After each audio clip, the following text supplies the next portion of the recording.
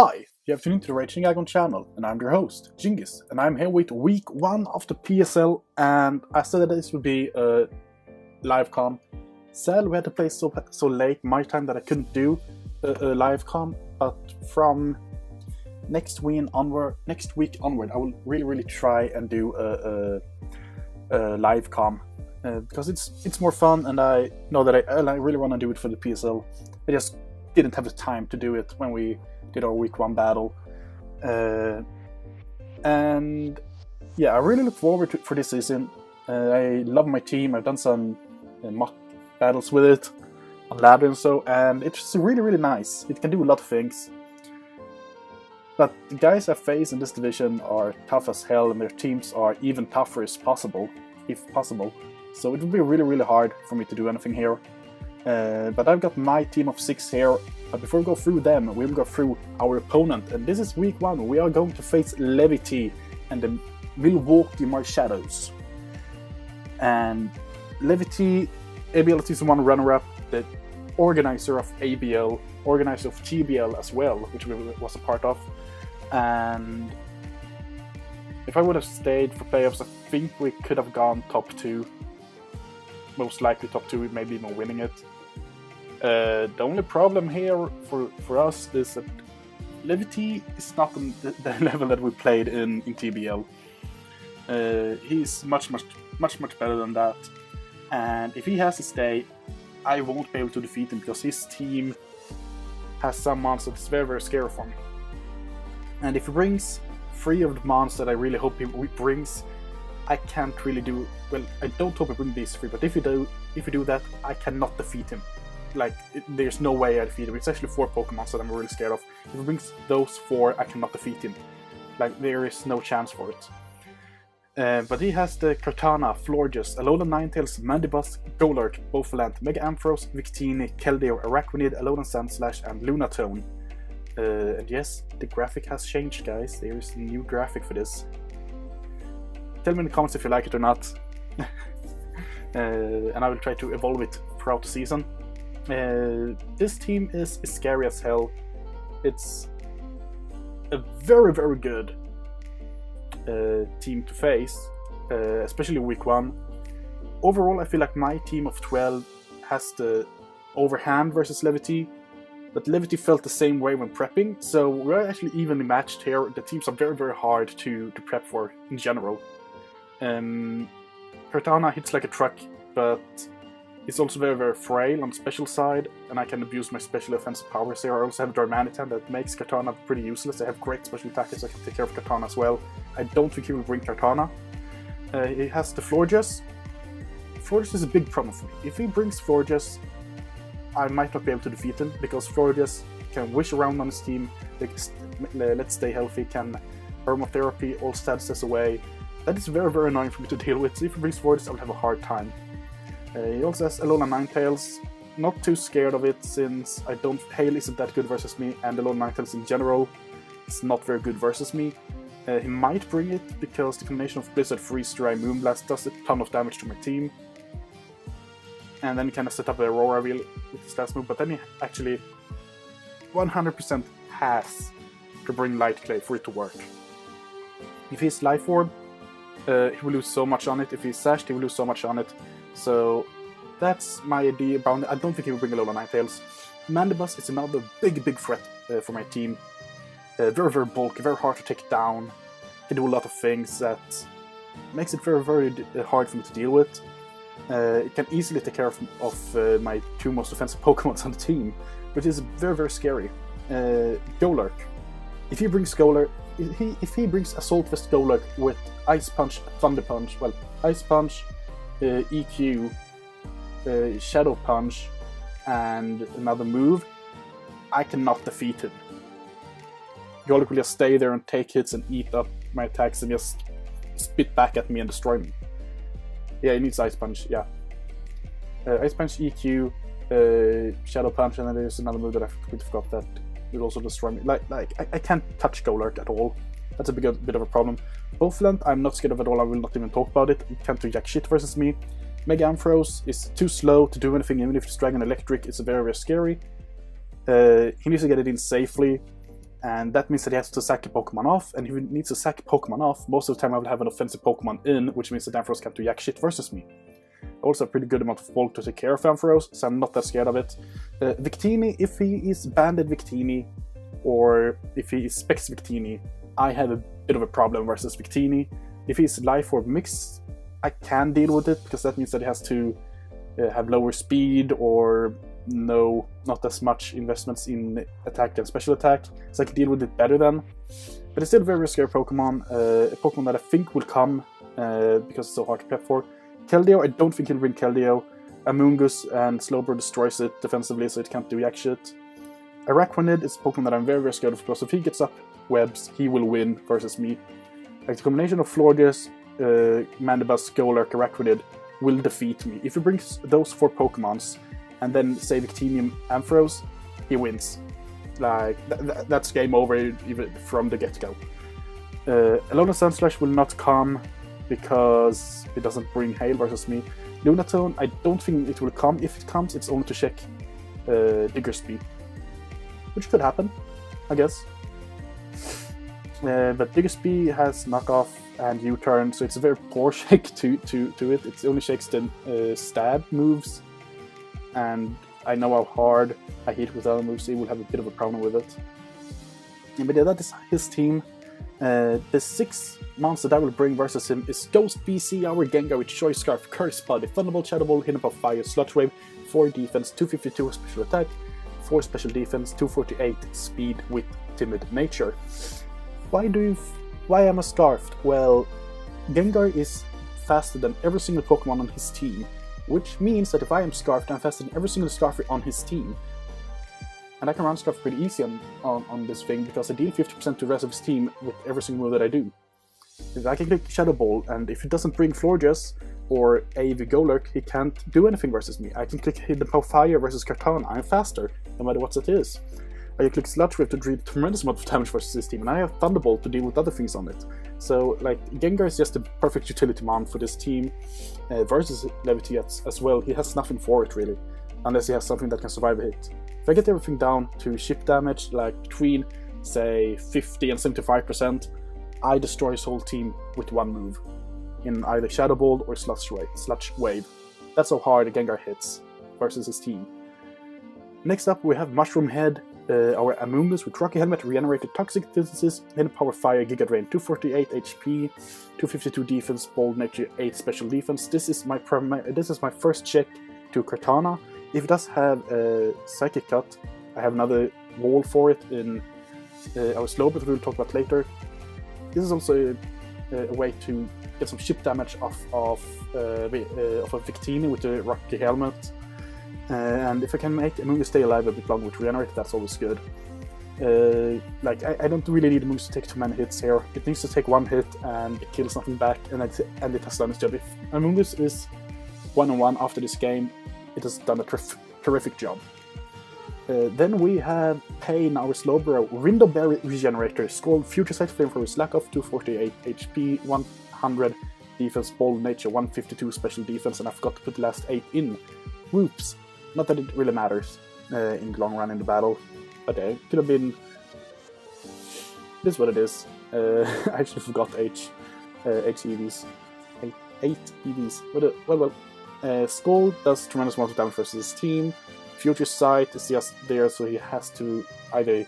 It will force him to click Wish more often, and it will also force him to make switches that he cannot do to make sure. Like if he has Mandibuzz, he will need to switch in Mandibuzz often versus Slowbro to be able to take the Future Sights, and that means I get to free switch into Sabaton into Sabaton and Skindred most of the time, that we'll see later on.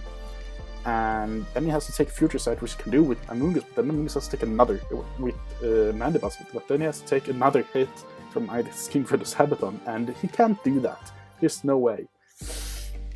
And so Slowbro is here with the Rindoberry and defensive vestments. I can live a Bloom Doom from Adamant Kartana.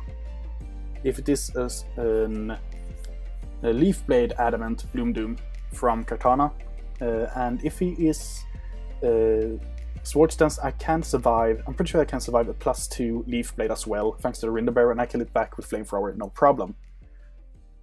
Then we have Tri-Lightning, Ariceptus, Leftover Static, Roost, Defog, Toxic, Volt Switch, 252 HP, 252 Defense, Bold Nature, 4 Special Defense. This is the only Pokemon I was a bit iffy about with the sets. At the beginning, I had Max Special Attack, Volt Switch, Heatwave, but then I decided I have too much for Katana as it is. If it brings Katana, I have 3 months that can deal with it easy, and Skin Red can also take care of it pretty simple. So I'm not that scared of it anymore. I don't need Heatwave, I'll just put Toxic on it. And then the question becomes, should I go specially defensive or physically defensive? And I decided to go physically defensive rather than specially defensive. Just because it has, like, this would be switching into Katana, but it already to Katana. Well, it partly to Katana, but also to Victini and to Keldeo, if it brings that.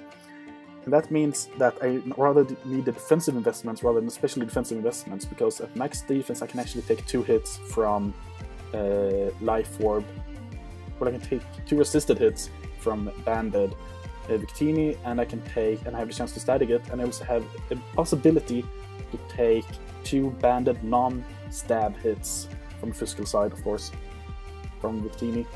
And Volt Switch just there for some momentum. Toxic, yeah, like it's static. This is right here to get rid of webs and hazards, because that's a big thing for my team to get rid of.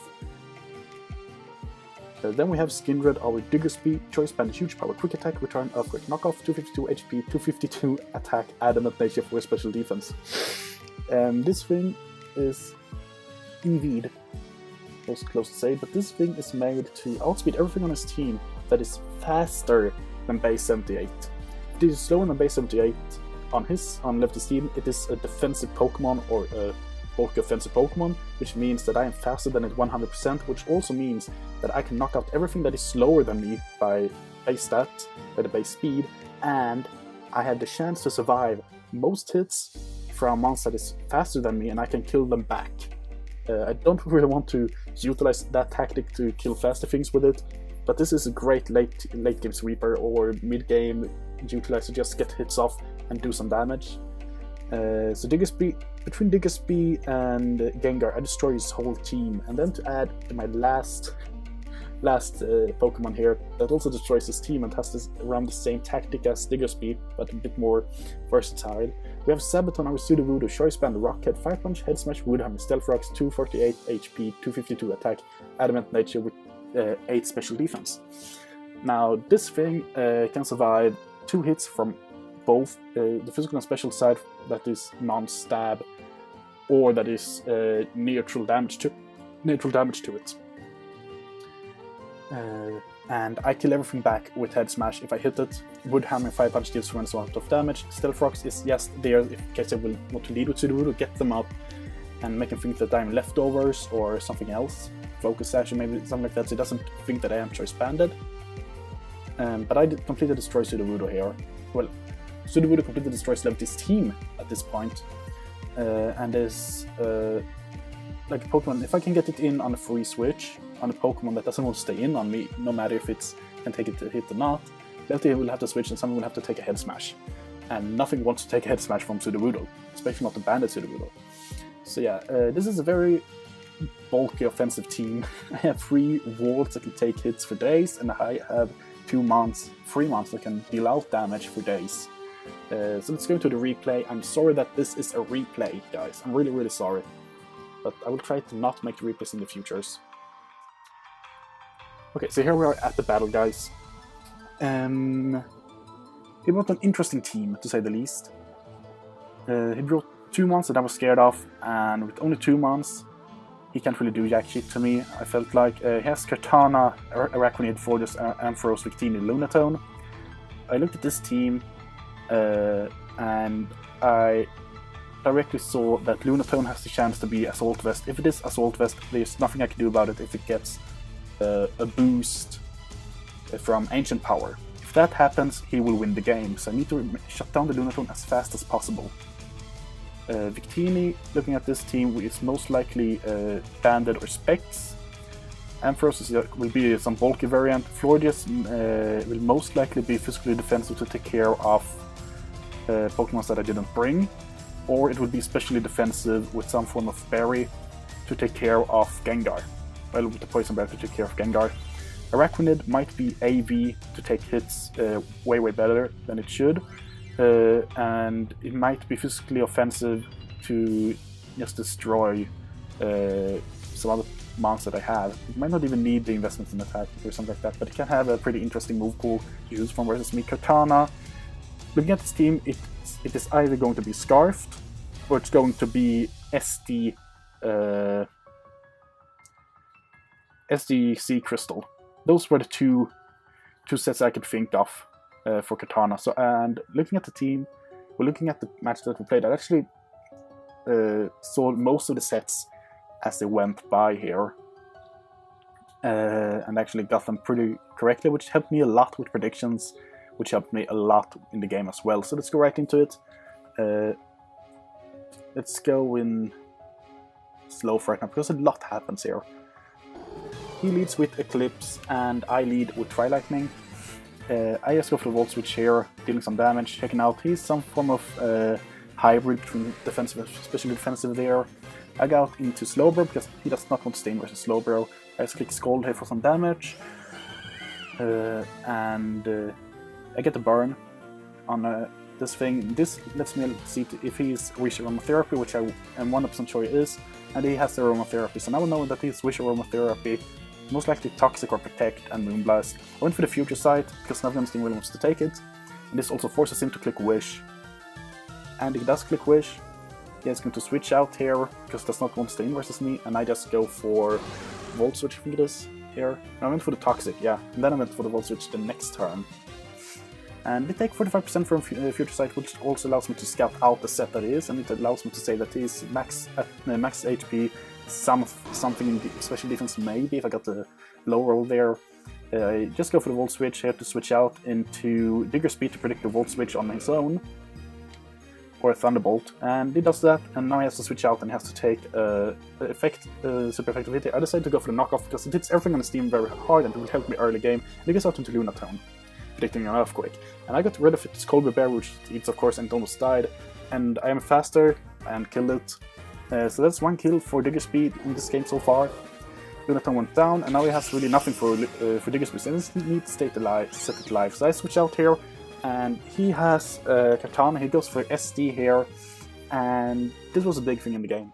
I switched into Amoonguss. At this range, I have a very slim chance to survive a +2 Psycho Cut. If it is a crit, I'm dead. Like, there's no discussion about it. I have a very slim chance to survive a hit. And Levitee did a calc with Psychic Terrain up. Now, it was very unfortunate for him and for me, because it would have changed the game a lot if he calculated the right thing here. But as I said, I had a very slim chance to survive even if the Psychic Terrain wasn't up. So this came down to a roll that Levitee lost, and you will see what happens. He goes for Psychic Cut, getting no crit, dealing 85% to me, and I go for the HP Fire, getting rid of Katana.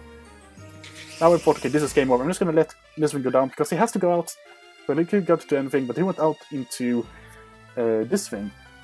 And since Psychic Cut isn't a connecting move, he couldn't see that I was Rocky Helmet. And I went for U-turn just to kill me off, and I was Rocky Helmet. And now his Victini is hurt, and it is in range of anything that I can deal with it. Well, it's in range of Shadow Ball from Gengar now, which is great for me. So he goes out into this thing. I just go for Volt Switch here. Now he switches out, I go for Volt Switch to Toxic. I went for Toxic and I misses. Okay, no big deal, I think. I just go for Toxic again, I think, or if I went for Defog here. I went for the Defog here, getting rid of the rocks, which helps me a lot. He cannot get them up again. And looking at the record, he has gotten some opportunities to actually set up webs, and it has not, well, it got one opportunity there, and did not set them up, so I think that he doesn't have webs on it. So he goes for Wish here, Toxic Daisy here, and he switches out into Pen 10. I just go for Toxic again, predicting the switch, and a miss. Okay, not a lot I can do about that. So I just click Toxic again, because I really want this thing Toxic. It will help. It will really help. But instead of go to Roost first, I can see what he decides to do. He went for the Dragon Pulse. I don't know why really, because Thunderbolt hits a lot of my team except for for Djingis, and I did not want to switch it in. I think he predicted Djingis there. I decided to stay in though. I missed another Toxic, and they decided to go for Dragon Pulse, and that killed me. So now I'm just going to go out into Djingis. He has nothing for it. I'm just going to go for EQ, and he goes out into Arachnid, hoping to wall me. Earthquake did over 50% to him, and it will kill him the next turn. So now we have 2 kills with Djingis. And here comes Victini. I just got into S2W1 here. He was predicting Slowbro. I just wanted to go. Okay. My full process here was, okay, S2W1 can take any one hit, and it's a safe middle ground play. I can stay in and take the Bolt Strike, which is pretty obvious. But in case he predicts me to stay in taking the Bolt Strike, I lose Djingis, and I don't want to lose Djingis. So I just went out into Sabaton. Because then I know that I can take at least 1 hit from him, and if he's banded, it is a roll if I can survive 2, and then I can save Slowbro for late game. And that is just what happened here. So I went for the head smash, killing off his stupid Florges, and here we went out into Mega Ampharos, and Ghost was predicting me to switch out into the Djingis. I decided to already sack this thing off, because I need the free switch, and he goes for Thunderbolt and kills me. I'm fine with that. S2W1 did its job. And I got into Djingis, and now he has to sack off something, and he decided to sack off his Mega Ampharos. And he goes out to Victini here. I decided to switch out into Slowbro here to take whatever he went for. If he went for Bolt Strike, I have no problem sacking this thing. I have a Starfire and I have Djingis. It also gets a speed drop, which means that everything on my team is faster than it. But I survived another V-Crate from that thing, even if it is banded, which I did not think would happen.